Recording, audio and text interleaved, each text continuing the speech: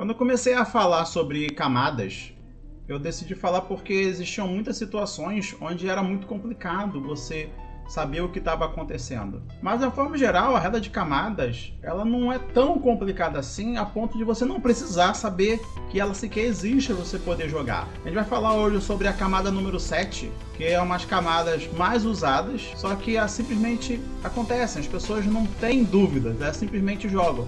Claro que erros podem acontecer, mas no geral o jogo vai fluir normalmente. Vamos então aí para o vídeo de hoje falando sobre a camada número 7.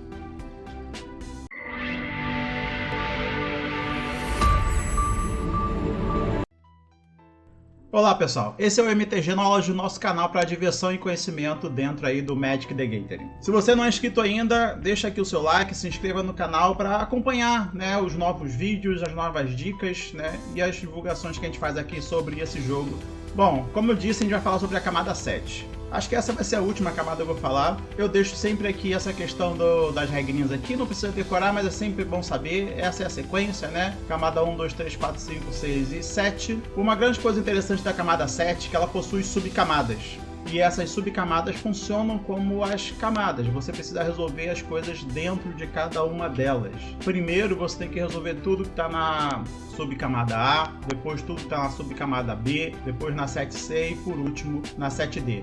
A gente vai falar sobre cada uma delas e o que cada uma delas faz, o que acontece em cada uma dessas camadas. Antes de falar das camadas em si, rapidinho aqui sobre efeitos contínuos. Efeitos contínuos alteram tudo no jogo, basicamente. Todos os objetos que existem no jogo, eles são alterados, podem ser alterados por efeitos contínuos. Inclusive poder e resistência das criaturas, que é o que trata a camada 7. A gente tem esses 3 exemplos de cartas e cada uma delas afeta as criaturas, o poder e resistência de criaturas da sua própria forma, com efeitos diferentes que funcionam aí em camadas diferentes. Todas essas habilidades alteram aí poder e resistência. O primeiro efeito que a gente vai trabalhar é o que a gente chama de habilidades definidoras de característica. Algumas habilidades estáticas das permanentes, das criaturas no caso, elas são definidoras de características. Isso não existe só em criaturas, existe em outras cartas também. O próprio Grisha aí da imagem é uma dessas cartas que não são criaturas e que possuem uma habilidade definidora de característica. Então, essas habilidades, elas transmitem informações dos objetos que estariam em algum lugar da carta, mas não está. Então, ela entra como habilidade, mas acaba definindo a característica. Então, a habilidade definidora de característica, elas funcionam em todas as zonas do jogo, elas funcionam fora do jogo e elas funcionam mesmo antes do jogo começar. Então, enquanto o seu deck está lá guardado, enquanto a carta está lá no fichário, a habilidade definidora de característica está funcionando. Isso é o motivo do Grist poder ser um comandante, mesmo ele não sendo uma criatura, porque a habilidade dele, que faz ele ser criatura, faz com que ele possa ser uma criatura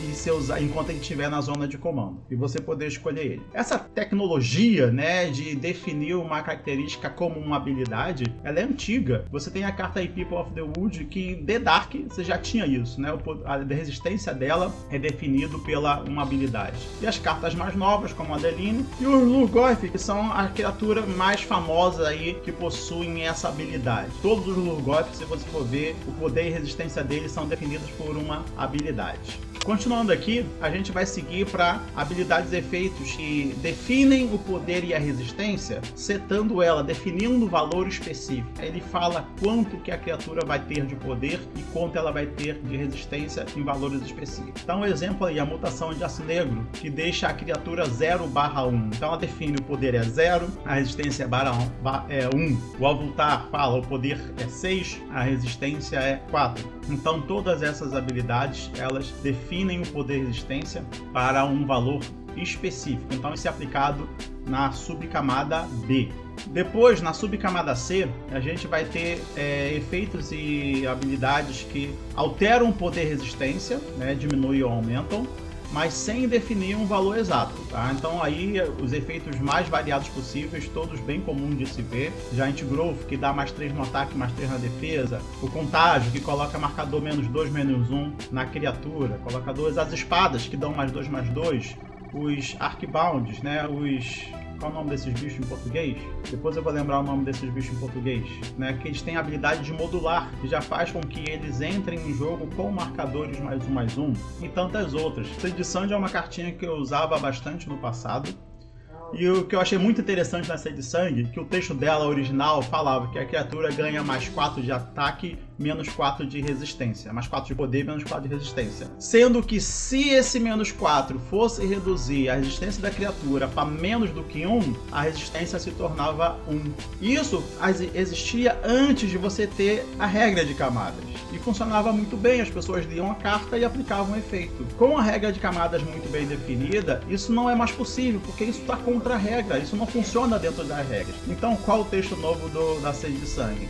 Ele coloca uma condição: se a resistência da criatura for 5 ou mais, né? Se o bicho for /5 ou mais, então a Sede de Sangue dá +4 de poder, -4 de resistência. Se não, a Sede de Sangue vai dar, se a resistência da criatura for 4 ou menos, a Sede de Sangue vai dar +4 de poder e -X de resistência, onde X é a resistência da criatura -1, né? Ou seja, porque essa parte de definir o poder ou a resistência da criatura por um valor específico, isso acontece numa camada antes. Então, Sede de Sangue não funcionaria, tá, nessa regra nova. Então, eles tiveram que ajudar a ajustar o texto para algo funcional. Na camada D, a gente tem os poderes e resistências trocados. Existem efeitos no Magic que alteram poder e resistência da criatura. Alteram, trocam um com o outro. O poder vira resistência e a resistência vira poder. Essa é a última subcamada. É a última coisa que a gente vai avaliar quando estiver trabalhando esses efeitos contínuos que alteram poder e resistência. Tem vários exemplos disso. E outro fato interessante também é que no passado, como você não tinha a regra de camada, as cartas que falavam disso explicavam o que a carta fazia. Então a transmutação, por exemplo, e o próprio About Face, ele fala que você troca o poder da criatura e a sua resistência até o final do turno, e ele coloca uma explicação: efeitos que alteram o poder da criatura alteram a sua resistência ao invés disso, e vice-versa. Ou seja, depois que você trocava, depois que resolvia a transmutação ou About Face, qualquer coisa que fosse mudar o poder, ao invés disso vai mudar a resistência. Qualquer coisa que fosse mudar a resistência, ao invés disso mudaria o poder. E isso já foi alterado na regra, então não precisa mais da explicação, porque isso está lá na regra de camadas. Então o texto novo dessa carta é só isso: mude o poder da criatura alvo com a sua resistência até o final do turno. E como que tudo isso funciona então? Então a gente tem as 7 camadas. Essa camada 7A, essas 4 camadas na verdade, né? 7A, que define as características da criatura, o poder de resistência por características próprias. A 7B, que define o poder de resistência para um valor específico, mas não é uma habilidade definidora de característica, é um efeito normal. A 7C, que modifica os efeitos modifica o poder de resistência através de efeitos e marcadores. E a 7D, que troca o poder e a resistência. Então vamos supor que você tem um elemental no jogo e faz uma Force of Savagery. Esse bicho ele é 8/0, tá? É um bicho interessantíssimo, ele é 8/0. Ou seja, quando você casta ele entra em jogo, roda uma SBA que mata ele vai pro grave e acabou. Então você precisa de alguma forma fazer com que ele sobreviva após o cast na resolução. Mas mesmo que isso não aconteça aqui, se você tem um elemental no jogo, esse bicho vai entrar em jogo, o evento de trigger do elemental vai acontecer, o bicho vai morrer, a trigger vai pra pilha e você compra uma carta.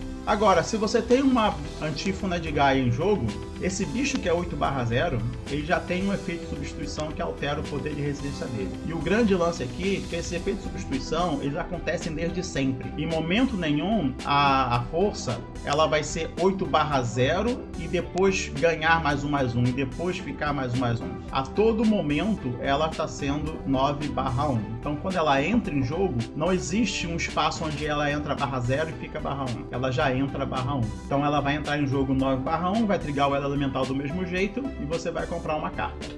Supondo que há no jogo também uma humildade, vimos isso lá em outros vídeos sobre camada, a humildade vai fazer a força ser 1/1 desde sempre.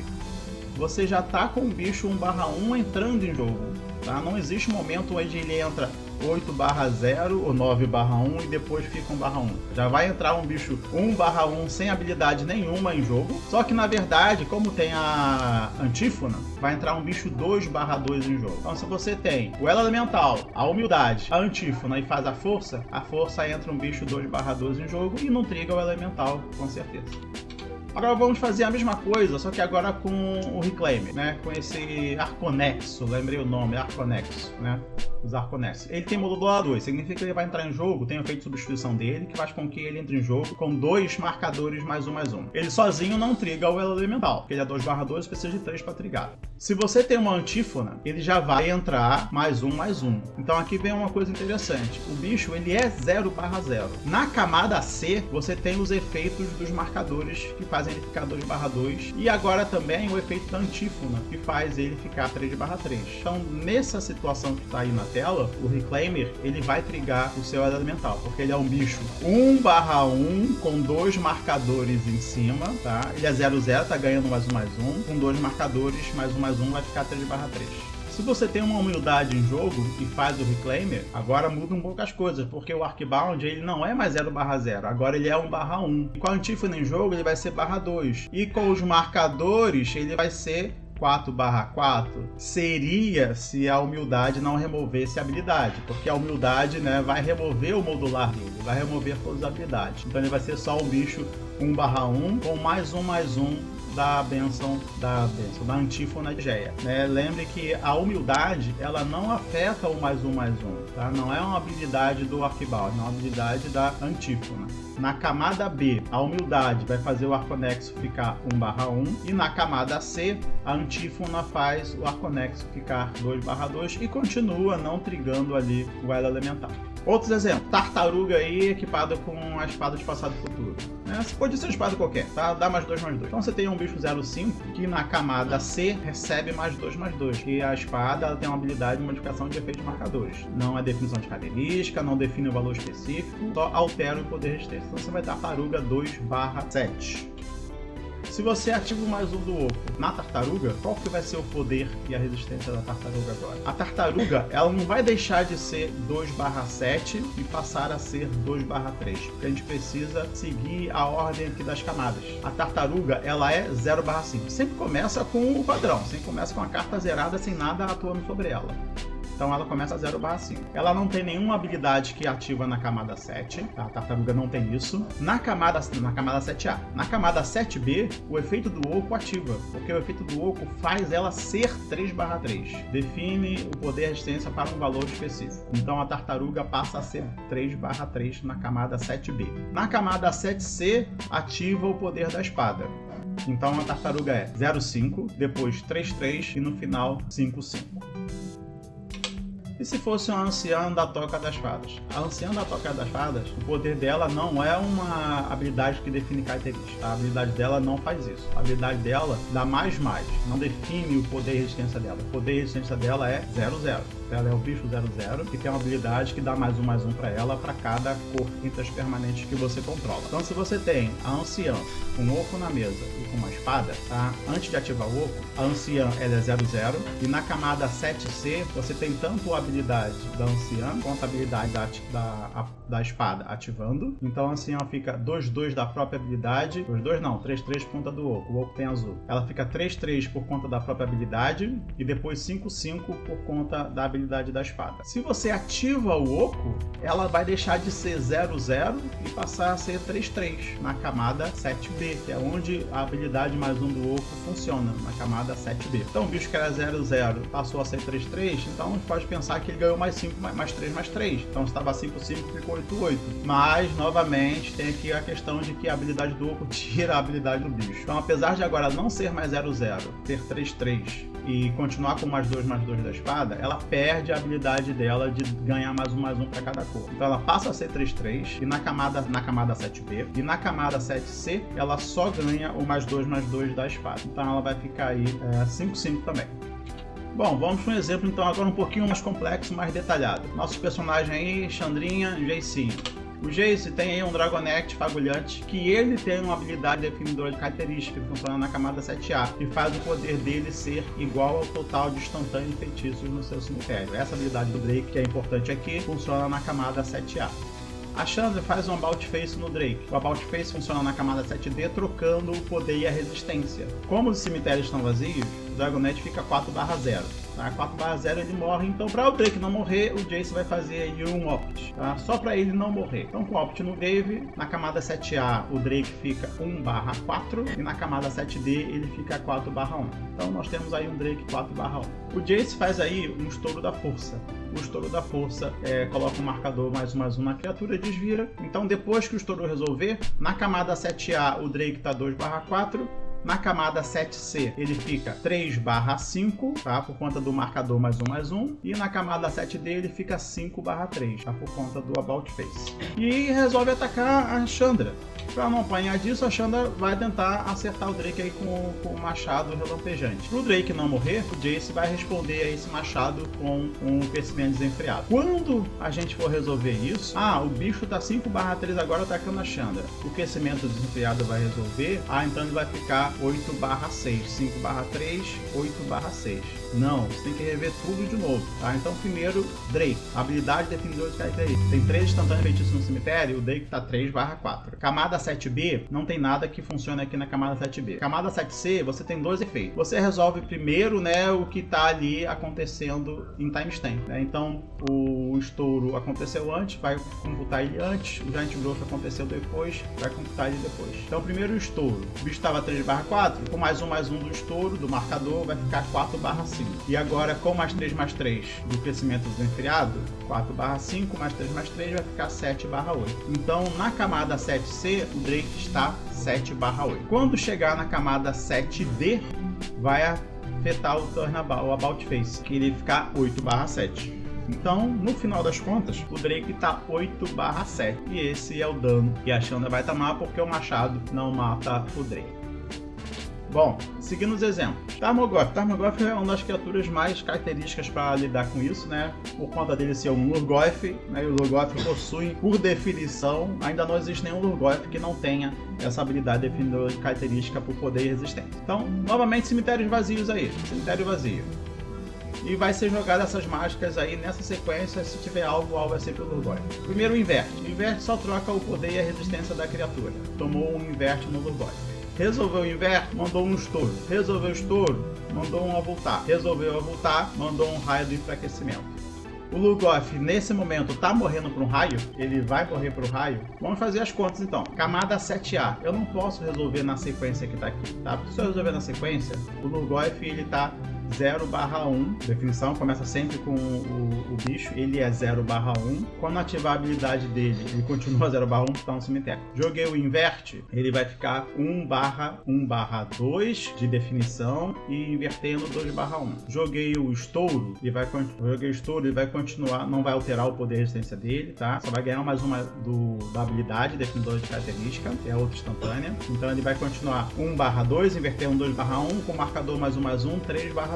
Jogou um avultar, na sequência 1/2, invertendo 2/1, marcador +1/1, 3/2 e agora 6/4, porque o avultar define o poder de resistência para um valor específico. Então nesse momento a gente está ignorando a habilidade do Lurgoyf de contar o feitiço que caiu agora no cemitério. E o raio do enfraquecimento vai dar -4, -1 para o Lurgoyf, ele vai ficar 6/4, ele vai ficar 2/3. Então se eu só seguir a sequência, o Lurgoyf está 2/3, ele morre para raio. Se eu seguir a regra, se eu seguir e fizer o correto, a regra de camada, então primeira coisa, camada 7A. Tudo isso resolveu. Camada 7A. Habilidade do Lurgoyf, +1/+1, né? Basicamente isso. +1/+1 para cada tipo de coisa aí. Então a gente tem instantânea e feitiço. Tem 2 tipos. Então ele está 2/3. Então o Lurgoyf está 2/3. Camada 7B. Definição por valor específico. Isso é o avultar. Reparem que o avultar vai ser computado antes do estouro. Então o Lurgoyf deixa de ser 2/3 e passa a ser 6/4. Agora a camada 7C, marcadores e efeitos gerais. Vou contar o estouro, 6/4 vai ficar 7/5 e agora eu conto o enfraquecimento, 7/5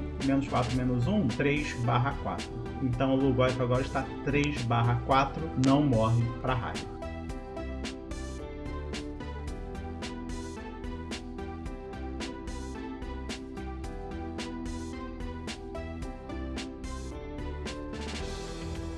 Essa é a diferença, tá? Essa é a diferença entre você só seguir uma sequência e você usar a regra de camadas. Isso não é muito complicado, porque na grande maioria das vezes vai ser muito intuitivo, tá? Vai ser muito intuitivo. A complicação maior é quando você tem essas habilidades que definem poder e resistência com um valor específico, e principalmente quando tem o que acontece na camada D, que é algo muito raro mesmo, tá? É muito raro a gente ver essas cartas em jogo, seja até mesmo no jogo casual, é muito raro. Bom, pessoal, esse foi o nosso vídeo falando sobre a camada 7. Deixe seu comentário aqui, deixa um like. Se tiver alguma dúvida ainda, joga aí. Se acha que tem alguma coisa estranha, errei alguma coisa, coloca aí para poder consertar também. Lembrando, tudo isso aqui é pra gente compartilhar esse conhecimento, pra gente se divertir jogando Magic e principalmente pra gente aprender. Todos aqui juntos, crescendo aí no jogo. Um grande abraço a todos e até aí o próximo vídeo.